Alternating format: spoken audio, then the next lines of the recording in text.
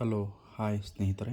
ಇಂದು ನಾನು ಮಧ್ಯಯುಗದ ಇತಿಹಾಸದಲ್ಲಿ ಬರುವಂತಹ ದೆಹಲಿ ಸುಲ್ತಾನರ ಕುರಿತು ಸಂಕ್ಷಿಪ್ತವಾಗಿ ವಿವರಿಸಲು ನಾನು ನಿಮಗೆ ಪ್ರಯತ್ನಿಸುತ್ತಿದ್ದೇನೆ. ನಮಸ್ಕಾರ ಸ್ನೇಹಿತರೆ. ದೆಹಲಿ ಸುಲ್ತಾನರು ಕ್ರಿಸ್ತಶಕ 1206ರಿಂದ 1526ರವರೆಗೆ ಆಳ್ವಿಕೆಯನ್ನು ಮಾಡಿದರು. ಇವರನ್ನು ಆರಂಭಿಕ ಟರ್ಕರ ಆಳ್ವಿಕೆ ಅಂತ ಹೇಳಿ ಕೂಡ ಇವರನ್ನು ನಾವು ಕರಿತೀವಿ. ಇಲ್ಲಿ ದೆಹಲಿ ಸುಲ್ತಾನರನ್ನು ಆಳಿದಂಥ ಪ್ರಮುಖವಾಗಿ 5 ಮನೆತನಗಳ ಆಳ್ವಿಕೆಯನ್ನು ಮಾಡ್ತವೆ. ಗುಲಾಮಿ ಸಂತತಿ, ಖಿಲ್ಜಿ ಸಂತತಿ, ತುಘಲಕ್ ಸಂತತಿ, ಸಯ್ಯದ್ ಸಂತತಿ, ಲೂದಿ ಸಂತತಿ. ಈ ಗುಲಾಮಿ ಸಂತತಿ ಕ್ರಿಸ್ತಶಕ 1206ರಿಂದ 1290ರವರೆಗೆ ಆಳ್ವಿಕೆಯನ್ನು ಮಾಡಿದರೆ, ಖಿಲ್ಜಿ ಸಂತತಿ 1290ರಿಂದ 1320ರವರೆಗೆ ಆಳ್ವಿಕೆಯನ್ನು ಮಾಡ್ತತಿ. ತುಘಲಕ್ ಸಂತತಿ 1320ರಿಂದ 1412. ಸಯ್ಯದ್ ಸಂತತಿ ಕ್ರಿಸ್ತಶಕ 1414ರಿಂದ 1451. ಇನ್ನು ಲೂದಿ ಸಂತತಿ ಕೊನೆಯ ಸಂತತಿ ಕ್ರಿಸ್ತಶಕ 1451ರಿಂದ 1526 ಅಂಥೇಳಿ ನೋಡ್ತೀವಿ.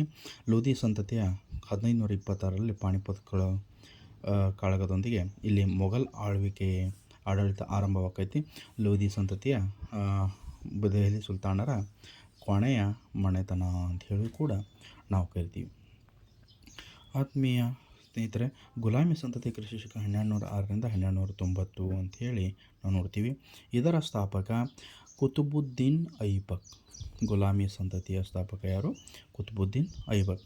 ಅವನು ಭಾರತಕ್ಕೆ ಗುಲಾಮರಾಗಿ ಬಂದದ್ದರಿಂದ ಇದಕ್ಕೆ ನಾವು ಗುಲಾಮಿ ಸಂತತಿ ಅಂಥೇಳಿ ಕೂಡ ನಾವು ಕರಿತೀವಿ.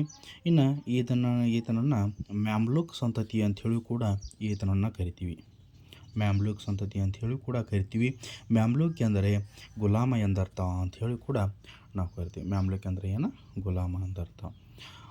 ಇನ್ನು ಕುತುಬುದ್ದೀನ್ ಐಬಕನ ಕಾಲಾವಧಿಯನ್ನು ನೋಡಿದ್ರೆ 1206ರಿಂದ 1210 ಅಂಥೇಳಿ ನಾವು ನೋಡ್ತೀವಿ. ಕುತುಬುದ್ದೀನ್ ಐಬಕ್ 1206ರಿಂದ 1210 ಅಂಥೇಳಿ ನೋಡ್ತೀವಿ. ಈತನ ಕಾಲದ ಆಳ್ವಿಕೆಯ ಪ್ರಮುಖ ಸಾಧನೆಗಳಂದ್ರೆ, ಈತ 1206ರಲ್ಲಿ ಮೊಹಮ್ಮದ್ ಗೋರಿಯ ಧಮ್ಮಯಕ ಎಂಬಲ್ಲಿ ಕೋಕಾರರ ಕೊಲೆಯಾದ್ದರಿಂದ ನಂತರ ಏನಪ್ಪ ಅಂದ್ರೆ ಜನವರಿ 24, 1206ರಂದು ಜನವರಿ 24, 1206ರಂದು ಈತ ಏನು ಮಾಡ್ತಾನಪ್ಪ ಅಂದ್ರೆ ಸಿಂಹಾಸನವನ್ನು ಏರಿ ಸ್ವತಂತ್ರ ಗುಲಾಮಿ ಸಂತತಿಯ ಆಸ್ತಿ ಭಾರಕವನ್ನು ಹಾಕ್ತಾನೆ. 1197 ಗುಜರಾತ್ನ ಭೀಮದೇವನನ್ನು ಸೋಲಿಸಿ ಅನಿಲ್ವಾಡವನ್ನು ಲೂಟಿ ಮಾಡಿರ್ತಾನೆ. ಮೊಹಮ್ಮದ್ ಗೋರಿಯ ಸಮಯದಲ್ಲಿ ತಾಜುದ್ದೀನ್ ಎಲ್ದೋಜ್ ಮತ್ತು ನಾಸಿರುದ್ದೀನ್ ಕುಬಾಚರನ್ನು ಇಲ್ಲಿ ಏಳಿಗೆಯನ್ನು ಸಹಿಸೋಕ್ಕಾಗಕ್ಕೆ ಈತನ ಮೇಲೆ ದಾಳಿ ಮಾಡ್ತಾರೆ. ಆತನು ಕೂಡ 1208ರಲ್ಲಿ ಐಬಕ್ ಎಲ್ದೋಜನನ್ನು ಸೋಲಿಸ್ತಾನೆ. 1208ರಲ್ಲಿ ಎಲ್ದೋಜನನ್ನು ಸೋಲಿಸಿ ಇನ್ನು ನಂತರ ಏನಪ್ಪ ಅಂದ್ರೆ ಐಬಕನ ಉದಾರವಾಗಿ ದಾನ ಮಾಡಿದ್ದರಿಂದ ಈತನಿಗೆ ಲಾಕ್ ಬಕ್ಷ್ ಎಂಬ ಬಿರುದು ಕೂಡ ಬರ್ತೈತಿ. ತಾಜ್ ಉಲ್ ಮಾಸಿರ್ ಅನ್ನುವಂಥ ಸನ್ ನಿಜಾಮಿ, ತಾರಿಕ್ ಇ ಮಾಮ್ಲಿಕ್ ಅನ್ನುವಂಥ ಆಮೇಲೆ ಫಕ್ರುದ್ದೀನ್ ಇವರ ಆಸ್ಥಾನದ ಚರಿತ್ರೆಕಾರರಾಗಿದ್ದರು ಅಂಥೇಳಿ ನಾವು ನೋಡ್ತೀವಿ. ಕಲಾಪ್ರೇಮಿಯಾಗಿದ್ದ. ಭಾರತಕ್ಕೆ ಕ್ವಾತ್ವಾ ಉಲ್ ಇಸ್ಲಾಂ ಮಸೀದಿ ಮತ್ತು ಅಜ್ಮೀರ್ ಅರಾಯಿದಿನ್ಕಾ ಜೋಂಪ್ರಾ ಮಸೀದಿಗಳನ್ನು ಈತ ನಿರ್ಮಿಸಲ್ಪಟ್ಟ ಅಂಥೇಳಿ ನಾವು ನೋಡ್ತೀವಿ. ಆಮೇಲೆ ಕುತುಬ್ ಮಿನಾರ್ಗೆ ಅಡಿಪಾಯವನ್ನು ಪ್ರಸಿದ್ಧ ದೆಹಲಿಯ ಕುತುಬ್ ಮಿನಾರಕ್ಕೆ ಈತ ಅಡಿಪಾಯವನ್ನು ಹಾಕಿದ ಅಂಥೇಳಿ ನಾವು ನೋಡ್ತೀವಿ. ಇನ್ನು ಕುತುಬ್ ಮಿನಾರ್ 72.5 ಮೀಟರ್ ಎತ್ತರದಲ್ಲಿ ಐತಿ ಅಂಥೇಳಿ ನಾವು ನೋಡ್ತೀವಿ.